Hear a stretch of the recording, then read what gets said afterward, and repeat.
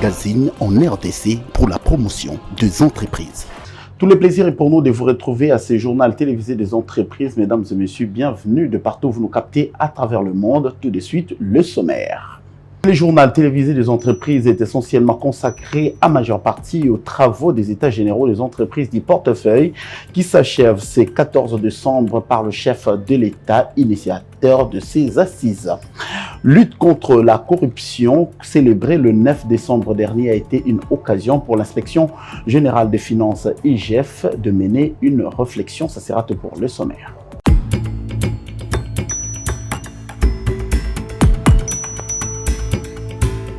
Encore une fois de plus, merci de la confiance renouvelée à ce téléjournal des entreprises. On parle de faire des entreprises du portefeuille de l'État un véritable levier du développement de la République démocratique du Congo. C'est sous ces thèmes centraux qu'il s'est ouvert à Kinshasa les États généraux des entreprises du portefeuille. Ces assises sur les États généraux des entreprises du portefeuille ont été lancées par le chef de l'État, Félix-Antoine Tshisekedi, lieu choisi, centre financier de Kinshasa. Nous sommes dans la commune de la Gombe. Suivez.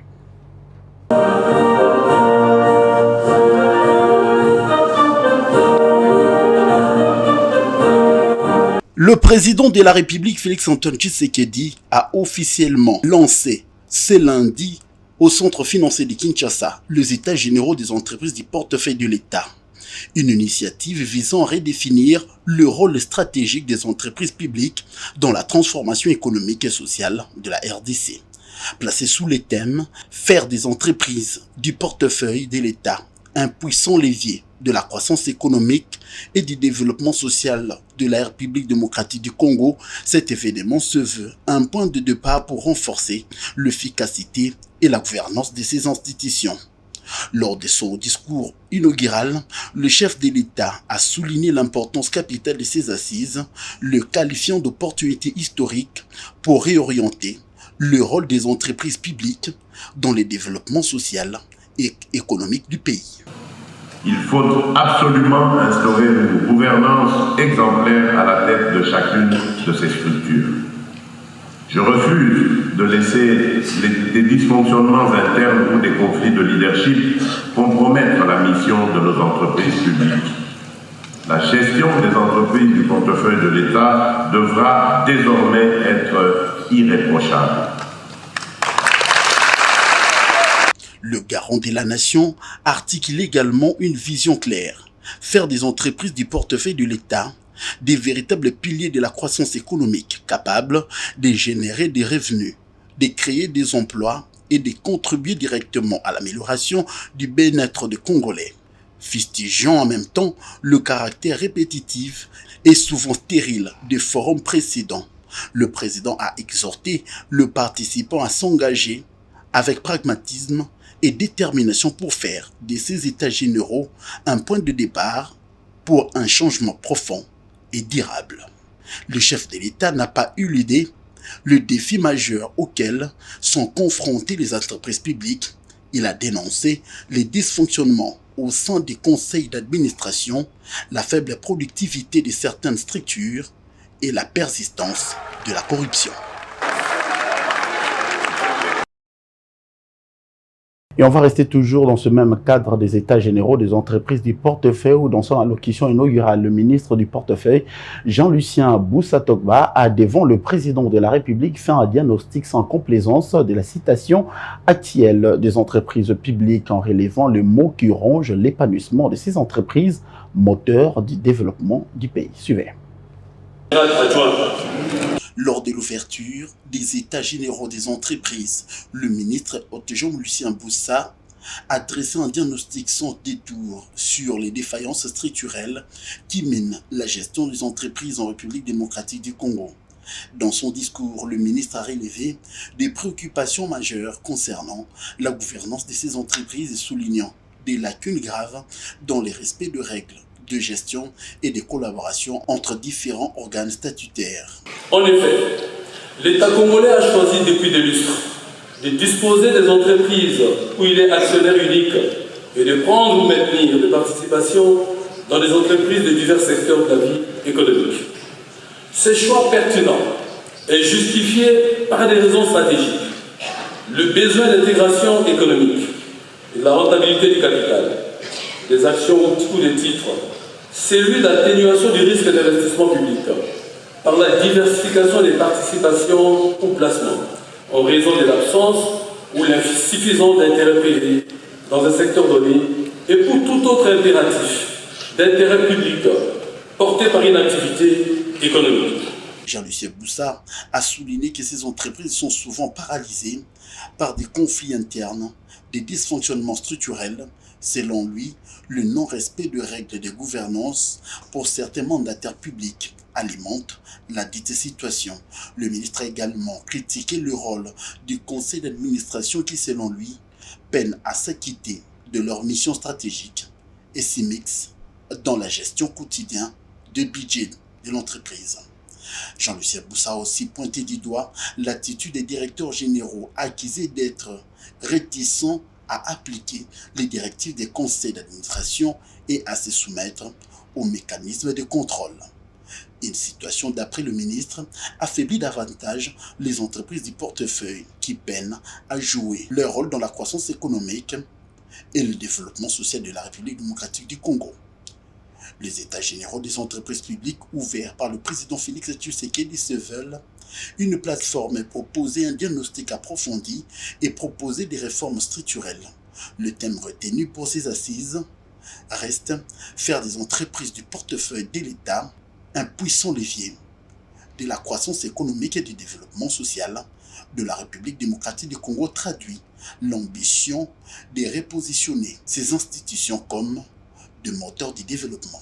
Gardons les caps toujours dans les états généraux des entreprises du portefeuille où différents experts défilent pour poser un diagnostic sur la réforme à apporter dans le secteur des entreprises publiques. Au cours de panels animés par les responsables du Conseil supérieur du portefeuille saisissant le banc, le ministre de la Justice et autres panélistes se sont articulés sur le fait ci-après.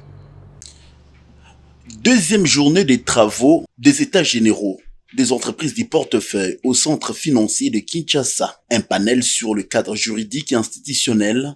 Des experts ont partagé des recommandations pour améliorer la gestion des entreprises publiques en RDC.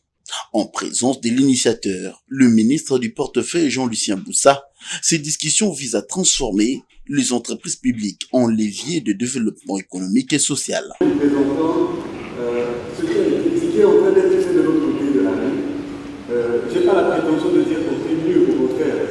Je loue beaucoup ce qui a été fait ici, surtout depuis une vingtaine d'années. Notamment avec toutes les lois, vous allez vous rendre compte que nous sommes peut-être plus en retard par rapport à la cadre européen. Donc je vais commencer. Le professeur Cachemire Kolongele Ebérond a souligné que le problème majeur réside dans le manque d'hommes qualifiés par rapport au texte. Il a recommandé des délégués des pouvoirs aux directeurs généraux adjoints pour améliorer la gouvernance. Le professeur Roger Massamba a plaidé pour une gestion des crises et un suivi rigoureux des recommandations. Il a déploré que le nouveau dirigeant ignore souvent le dossier précédent. Et donc j'ai choisi ce modèle. Qu'est-ce que la Chine a fait?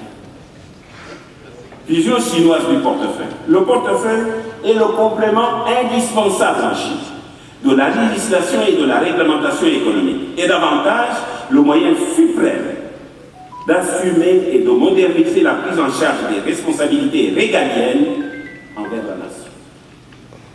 Cette vision se caractérise notamment par les aspects ci-après. 1. Assumer le rôle dirigeant du pouvoir public en lui conférant au plan économique le pouvoir d'orienter. Le portefeuille bénéficie d'un positionnement institutionnel au sommet du parti et au sommet de l'État pour y bénéficier de la proximité des missions régaliennes. Le ministre d'État en charge de la justice a promis des actions pour sanctionner le détournement. Il a souligné la nécessité d'améliorer la production des entreprises publiques sans saisie intempestive de leurs biens. Le droit positif protège certains entreprises du portefeuille de l'État, notamment à travers des mesures qui assurent la protection protection des employés contre les mesures d'exécution forcée. C'est là toute la problématique de l'article 30 de l'acte uniforme sur les procédures simplifiées de gouvernement et droit d'exécution, qui consacre le principe des l'immunité d'exécution, mais qui a évolué avec la révision des 2023. Panel des experts aux états généraux des entreprises publiques de l'État. Les enseignements se poursuivent au centre financier de Kinshasa à l'occasion de ces assises.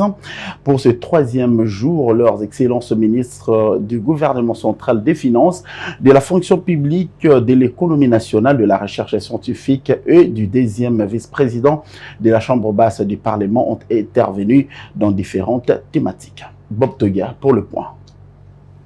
Au centre financier de Kinshasa, les travaux des états généraux des entreprises du portefeuille de l'État se sont poursuivis ce mercredi 12 décembre 2024. Plusieurs panélistes ont défilé sur cette tribune d'échange qui consacre au devant de la scène la question relative à la gestion des entreprises publiques. Le vice-premier ministre de la fonction publique Jean-Pierre Liao Ebois s'est apaisanti sur le facteur du rajeunissement et de la réforme. Le recrutement se fait dans l'opacité la plus totale. Les offres sont rarement rendues publiques. Le recrutement se fait généralement sur base des acquaintances tribalo et les échanges qui à majeure partie ont tourné sur la relance des entreprises du portefeuille de l'État comme moteur de la création d'emplois et des richesses, ainsi que sur le contrôle de la gestion, de la lutte contre la spoliation, la corruption et les détournements pour une gestion transparente des entreprises. Pour le ministre des Finances Doudou Famba, il est question à ce stade de procéder à un recrutement rigoureux basé sur la méritocratie. Un collègue qui est mandataire, et chaque fois que je l'ai, je lui dis, mais comment vous avez 500 directeurs où on paye femme et enfants tout ce que vous voulez, et vous croyez que si l'État achète 4 millions de dollars, ça va changer quelque chose? Ça va bien changer. Nous allons prendre des mesures à l'issue de ces états généraux pour redresser la situation. Et les mesures ne vont pas plaire à tout le monde.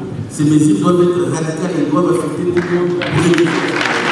Les panélistes ont examiné également les difficultés auxquelles font face les entreprises publiques et ont levé des options idoines, notamment la gestion rigoureuse, la modernisation et la digitalisation qui visent à accroître la performance et rentabilité des entreprises publiques. Le professeur Jean-Paul Nemoyato s'est articulé sur le point ci-après. Alors, je voudrais proposer au gouvernement des actions concrètes, donc des créations d'entreprises dans 3 domaines qui ont attiré mon attention. D'abord, le domaine des transports. Vous savez que beaucoup de villes congolaises sont construites autour des rivières. Tout est navigable. Mbandaka, Kisangani, Bukavu, Goma, surtout Kinshasa. Mais s'agissant particulièrement de Kinshasa, le fleuve longe la ville à partir de Maluku jusqu'à Kinsuka, en passant par Limité, Gombe, Kitana. Et donc, si le gouvernement peut créer ce que j'appelle une société de transport fluvial dans la ville de Kinshasa, et donc ça va permettre à ce qu'on puisse fluidifier les trafics et désengorger les transports terrestres. Des assises qui visent la transparence dans la gestion de la res publica, tel que voulu par le chef de l'État Félix-Antoine Tshisekedi. Un forum qui portera à coup sûr sur le redressement souhaité. Et on va changer légèrement le cap pour parler de l'inspection générale des finances IGF qui avait mis à profit la journée internationale de lutte contre la corruption qui était célébrée le 9 décembre dernier. Journée célébrée en collaboration avec le Forum des inspecteurs généraux d'État et institutions de contrôle assimilées d'Afrique. Le thème choisi était de mobiliser la jeunesse africaine dans la lutte contre la corruption pour un lendemain meilleur. Suivez.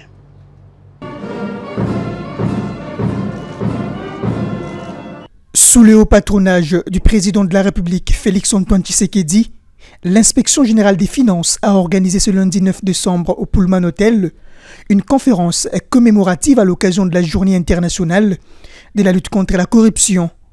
En collaboration avec le Forum des inspections générales d'État et institutions assimilées, cette cérémonie a été placée sous les thèmes « Mobiliser la jeunesse africaine dans la lutte contre la corruption pour les lendemains meilleurs ». Dans sa prise de parole, le président de la République, Félix-Antoine Tshisekedi, présent à cette cérémonie, s'est apaisanti sur les efforts qui ont été déjà fournis pour étouffer l'expansion de ces maux qui gangrènent entre autres les investissements constructifs. Dans un pays comme la République démocratique du Congo, riche de ses ressources naturelles, de ses hommes et de ses femmes, de son histoire, de sa jeunesse nombreuse et dynamique, la corruption constitue un frein cruel. Elle bloque les investissements constructifs, entrave l'amélioration des services publics, fragilise notre système sanitaire et éducatif, alimente l'injustice et creuse les inégalités. Bien avant l'intervention du président de la République, l'inspecteur général de finances, chef des services, Gilles Alinguetekei, et le secrétaire exécutif d'IFIGE, Hassan Issa, avaient à tour des rôles pris parole devant une assemblée marquée par la présence de membres du gouvernement et autres autorités publiques tant nationales que régionales. Une minute de silence a été observée en mémoire de son compagnon, Victor Batoubenga, décédé quelques jours plus tôt. Merci. Le gendarme de finances publiques de la RDC a articulé son allocution autour des retombées positives du contrôle a priori.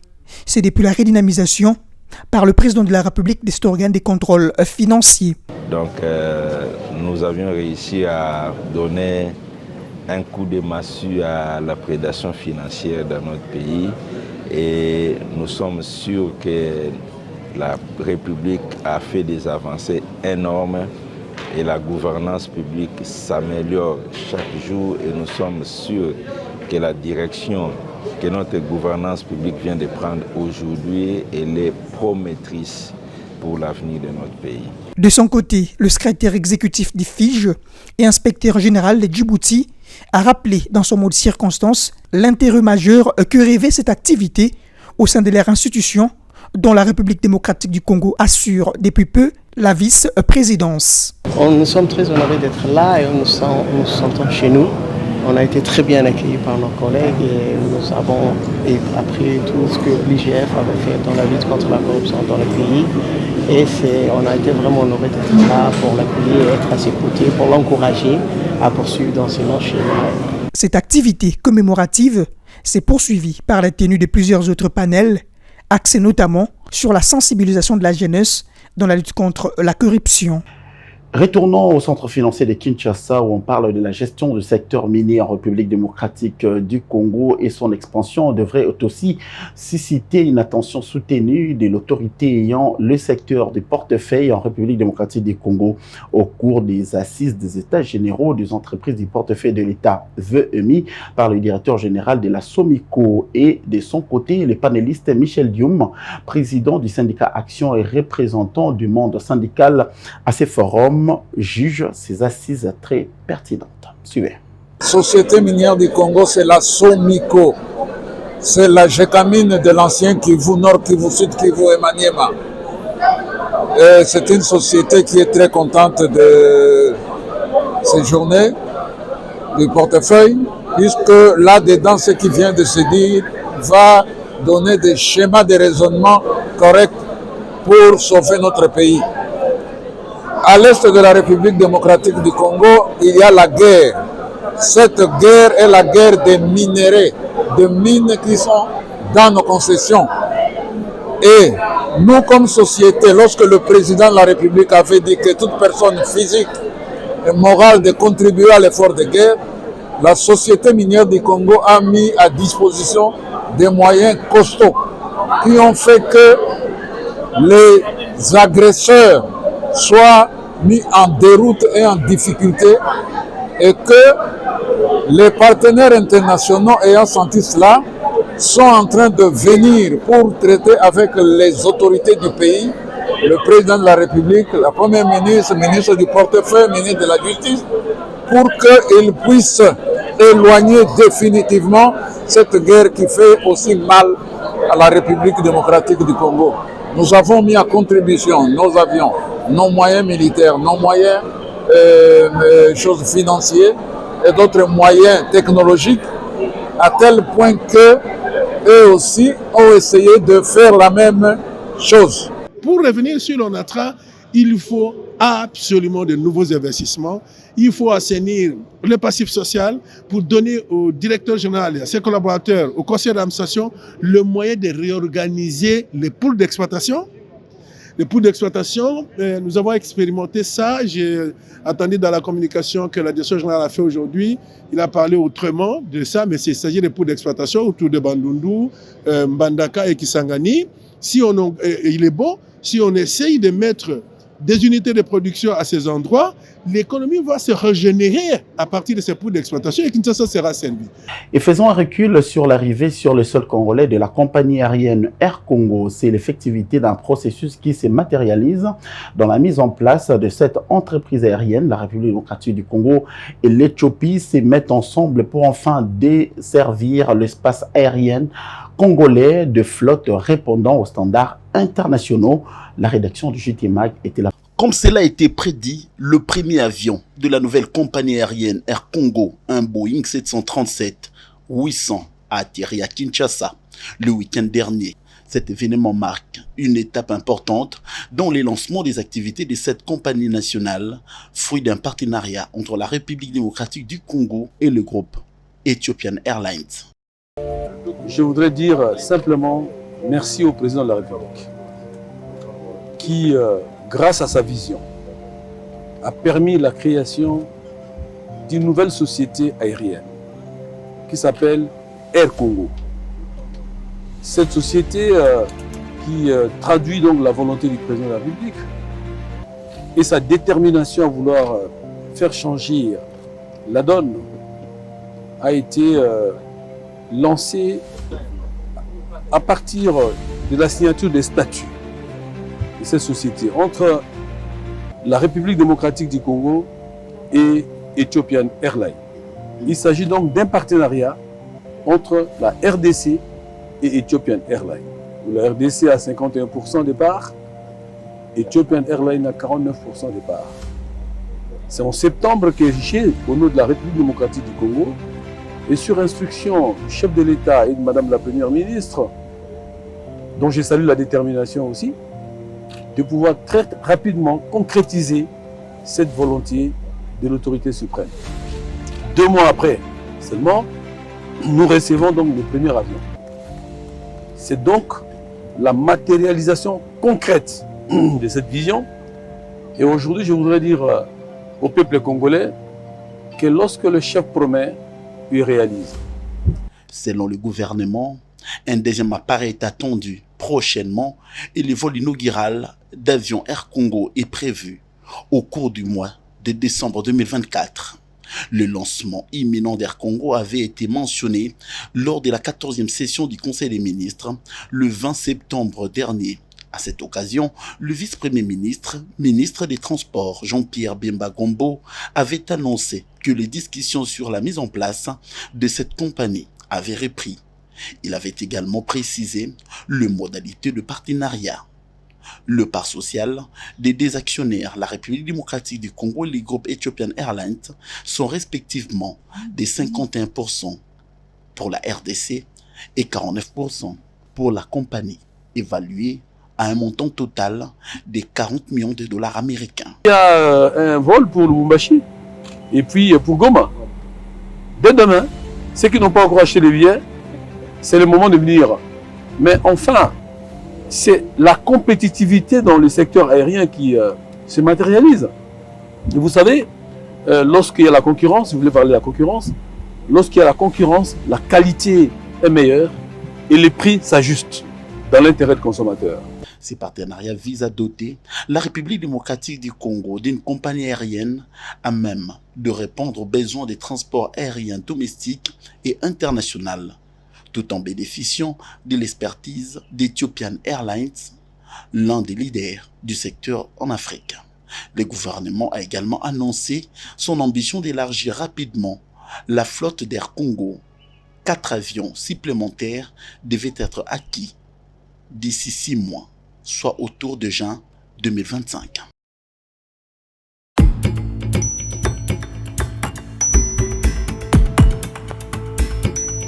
Nous sommes sur l'avenue Kassavubu, dans la commune de Lagombe. La résidence que vous voyez est située non loin de la firme bancaire Ecobank. Sur le portail, on a inscrit une décision judiciaire exécutée par l'étude Aquila et associés sur le registre de la Cour d'appel numéro 37-1915 et rendue par la Cour d'appel de Kinshasa-Gombe, qui met en cause le locataire de cette résidence appartenant à un certain monsieur Mununga Kasongo Antoine, qui serait en conflit depuis l'an 2022 avec la famille Matamata Kiro, qui serait détenteur d'un certificat d'enregistrement déjà en opposition par la famille Munungo et soupçonné de faux et usage de faux. Certificat d'enregistrement, certificat d'enregistrement. Ce certificat d'enregistrement est attaqué au niveau du tribunal ADP de la Gombe. Document, papa, le ministre de justice, papa Moutama, a eu que la population mawa. Nous avons besoin, président Ngaï, nous avons besoin.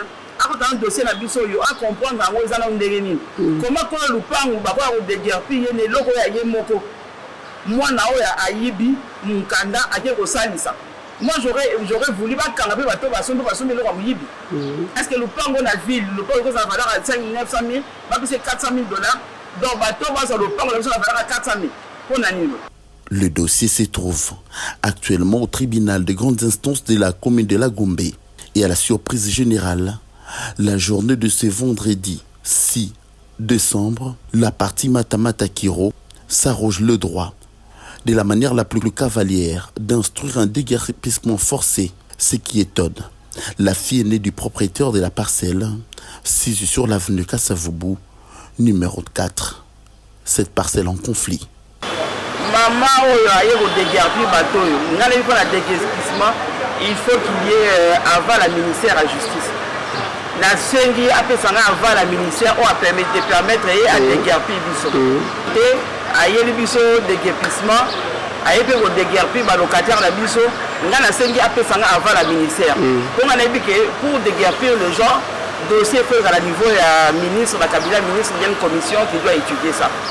Maman na ko petit lelo mbala ayaki a déguerpir ngambo na ya déguerpir ndambu. Nazo benga ena ndenge akimi nazo mona yetu. On dit que la justice na biso. Nabi que ministre aoyoka après na osenga ayambangai. Ayambangai na mele dossier na mele memo à comprendre le dossier na biso.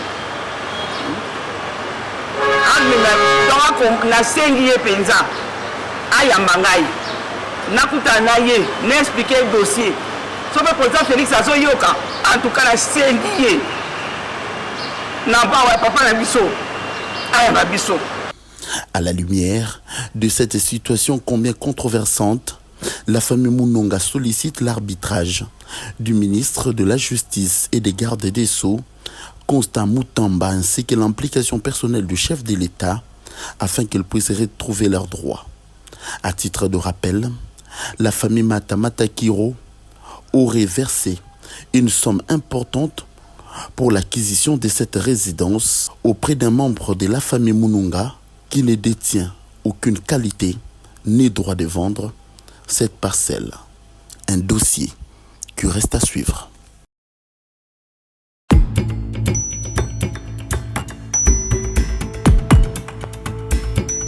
Et avant de renfermer complètement ce journal télévisé des entreprises dans le volet entrepreneuriat, sachez que le réseau national des organisations non gouvernementales de développement de la femme RENADEF a en beauté clôturé le 16 jours d'activisme sur les violences faites aux femmes et à la jeune fille dans la salle Umoja située dans la commune de Kassavubu.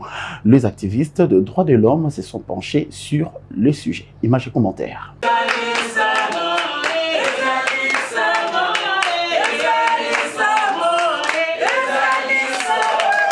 Le réseau national des organisations non gouvernementales pour le développement de la femme RENADEF s'est inscrit dans la logique comme le veut la Charte des Nations Unies pour les droits de l'homme, dans la célébration du 16 jours d'activisme axé dans la lutte contre toutes les formes de violence faites aux femmes et aux jeunes filles.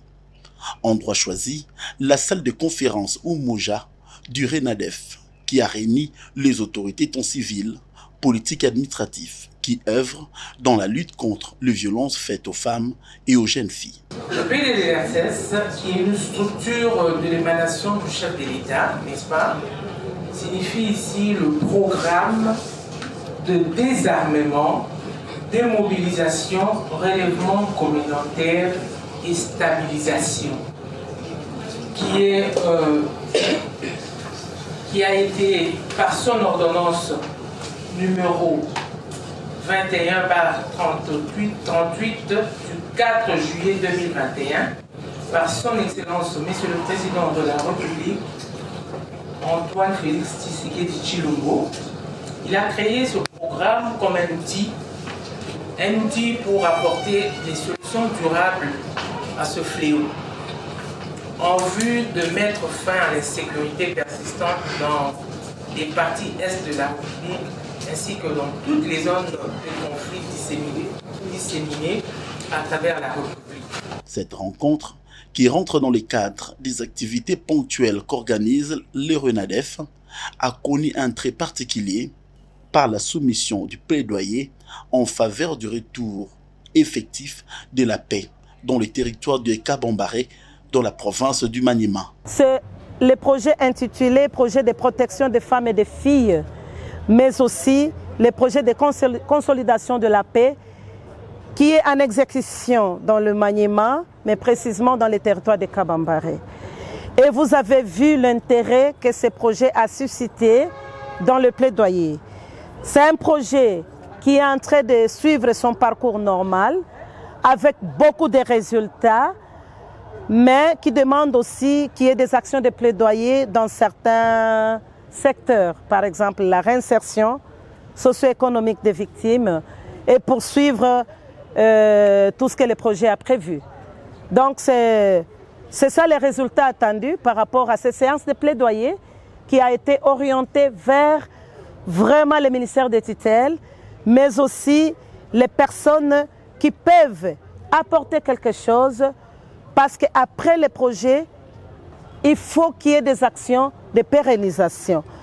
Dans sa prise de parole, pour la circonstance, la coordonnatrice du RENADEF a aussi salué l'implication de toutes les organisations qui soutiennent les efforts des réseaux qui militent pour la valorisation de la femme ainsi que de la jeune fille, en passant le PDDRCS qui a répondu présent par sa coordonnatrice adjointe et de la représentante pays de l'ONU Femmes en République démocratique du Congo. À l'issue de cette journée riche en échanges et renseignements, les participants ont tiré profit en conjuguant des efforts mutuels, et c'est par une photo des familles que cette journée de 16 jours d'activisme a été bouclée au sein du RENADEF dans la commune de Kasavubu.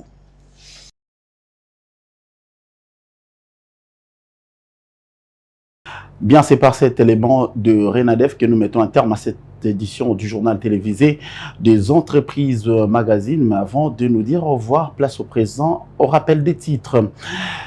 Les entreprises essentiellement consacrées à majeure partie aux travaux des États généraux, les entreprises qui se déroulent au centre financier de Kinshasa, des assises qui se clôturent le 14 décembre par le chef de l'État, Félix-Antoine Tshisekedi Tshilombo. Vous avez également suivi la lutte contre la corruption où l'inspection générale des finances a célébré le 9 décembre dernier la lutte contre la corruption par une journée de réflexion. Ce journal est complètement fini. Merci à la main de maître le superviseur Bob Togui Emmanuel qui a assuré sa coordination et sa réalisation. Merci également à Elim Flavio et à Daniel Tchouza qui est à la rédaction de ce journal. On se retrouve pour un prochain numéro. D'ici là, portez-vous bien. Au revoir.